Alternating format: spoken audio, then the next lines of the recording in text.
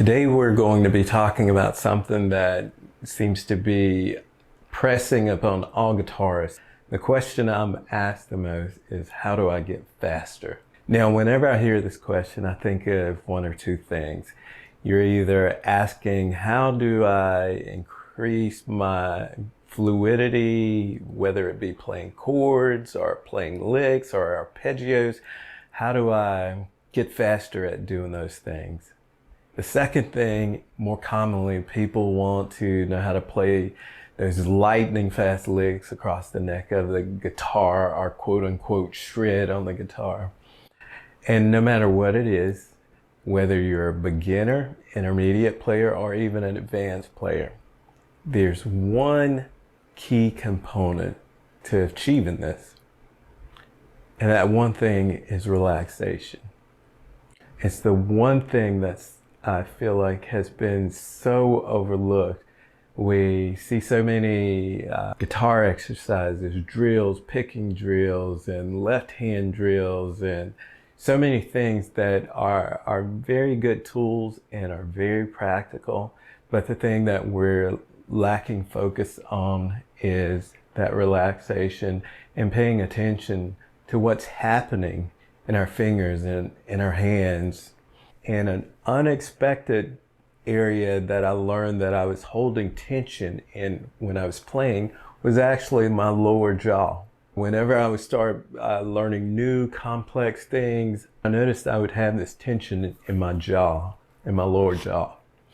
And I had to learn to relax even that area. Now, when it comes to speed, I've noticed online there seems to be these two oftentimes opposing concepts out there. You learn something new, you need to play it slowly and methodically until you're comfortable with it and gradually build up your speed. The second concept is you learn to play faster by playing fast. So in other words, if you're going to play it fast, you need to learn to play fast. Now, from my experience, both mindsets are actually correct. Whenever we learn something new on guitar, we have to learn it slowly and methodically. We have to be able to ingrain that in our subconscious. We've got to build that muscle memory we're always talking about, and we have to get to a point to where we are playing it unconsciously. It becomes something that's mechanical. So that's kind of how we learn licks. Now that process gets quicker over time the longer we play guitar. Now the mindset of playing things slowly and methodically, absolutely, that's a foundational component of learning new things on guitar. But in the same right, if we are going to play certain things fast, we have to be able to start pushing our limits or our boundaries, because there is a very distinct feel that I've learned over the years that occurs from when I'm playing something slow and when I'm playing something fast. Certain things that we play that are fast, you are not going to be able to detect each and every note that you play. It really becomes a feel. So we have to begin to practice those things fast in order for us to be able to develop that particular feel that I'm talking about, and to develop the fluidity that occurs throughout whatever it may be. Maybe it's scales or licks or arpeggios, whatever it may be. There's a certain feel that comes with playing something fast that is completely different when you're playing things slow. Now, because of this different feel, there are certain things that I've come up with and began working on exercises. We're accustomed to playing scales, for example, using alternate picking. that down, up, down, up, down, up. When we use that alternate picking at a slower, moderate tempo, there's a certain feel to that. Now, when we start pushing scales or licks or arpeggios, whatever it may be, to those higher ranges of speed, once we start getting around 140, 160, 180 or so, the pick's kind of flying across the strings, and there is a distinctive different feel to being able to move the pick across the string at those tempos. Now, with alternate picking at slower, moderate speeds, that can be very comfortable for a lot of people. We have to begin to think, and when we start talking about speed and those upper ranges of speed, we have to start thinking in terms of efficiency of motion. We don't want any wasted motion in our picking technique. We as well don't want any wasted motion in our left hand in our fretting technique. So these are things that we have to start being conscious of as we're practicing. And these are things that while we're in the phase of learning things slow and meticulously, beginning to implement these things in the slow, meticulous process of practicing. So instead of that nice, wide, even alternate picking in the right hand back and forth, this drill that I'm going to show you, it focuses on the pick primarily resting on the string that you're picking. For example, if we were to take a 3-note per string scale or exercise, we've got 3 motions that occurs on one string. We've got a down, up, and a down. Without the right hand going too far beyond the string, we want to make sure we're getting a clear, precise, and clear tone from those 3 strums or picks through the string. And I say strum, it's the only way I can describe this technique is that it's really just a push and a pop. And what I mean by push is for your down motion, you're pushing the pick through the string until you feel and hear a clear tone produced. Likewise, on the upstroke, I'm going to pull until I hear and feel that little pop of tone that comes from the string, and back again. So they are very minute and fine motions, but we need to begin to incorporate this type of efficiency across the strings to truly be able to have the freedom to kind of fly across the strings, if you would. And the exercises that we'll take a look at, you'll see and begin to hear how we implement this across the strings.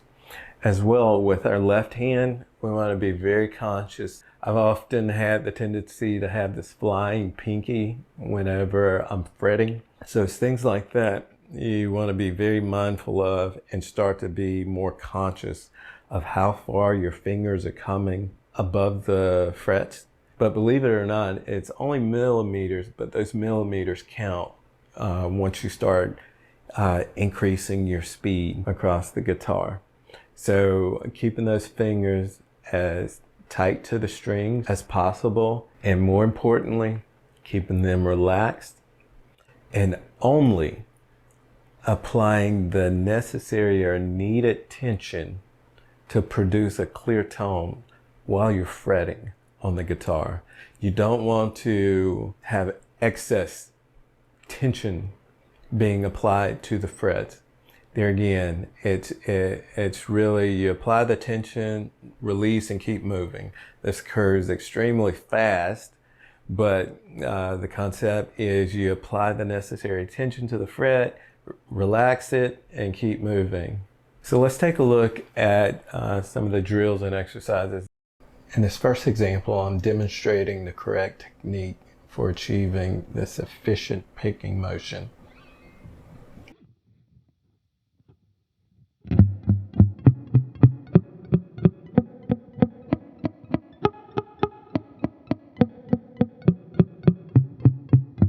Now in this next example, I'm showing you that more traditional alternate picking style. As you'll notice, there is a lot of wasted motion that occurs with this. The goal is to begin to develop or build an efficient motion for picking at faster speeds. Now the first exercise we'll take a look at is going to be based upon a 3-note per string picking exercise. So we are going to pick each string 3 times, going down and coming back up.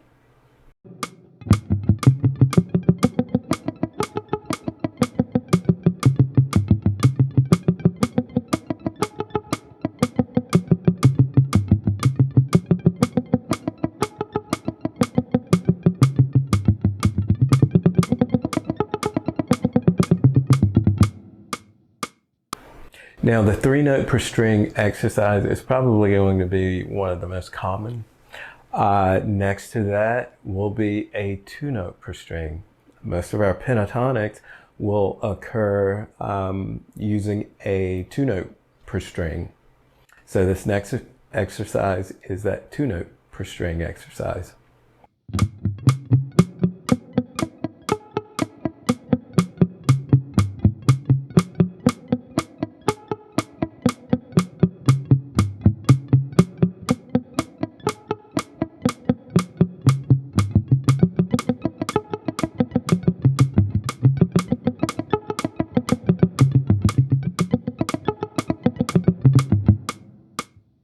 And the last one we'll do here is going to be a 4-note per string. Oftentimes, as we begin to implement chromatic licks into our playing, more often we will use 4 notes. So this exercise focuses on 4 notes per string, which is highly beneficial when it comes to playing those chromatic licks.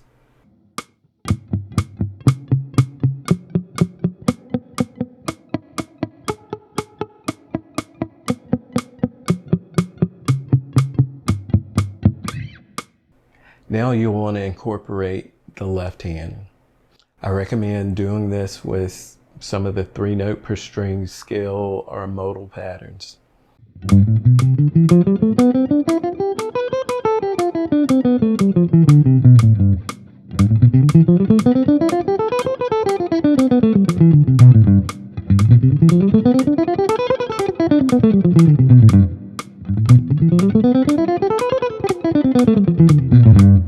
Now hopefully these exercises have been beneficial for you. I tend to do these picking drills when I first pick up the guitar, and then I'll run through the various modes across the neck of the guitar. No matter what phase of guitar, whether you're a beginner, intermediate player, or advanced player, no matter what licks you're currently working on or playing, be it licks, scales, arpeggios, transitioning from chords, I assure you the one secret to obtaining fluidity and speed across the neck of the guitar, again, is relaxation. Learn to relax your fingers, your hands, your arms throughout your practice routine. Make this a habit, daily focusing on being relaxed in your playing. And you'll begin to start to learn those licks, scales, arpeggios, whatever it is you're working on. Well, I hope this has been beneficial. Please make sure to give me a thumbs up and subscribe for more content.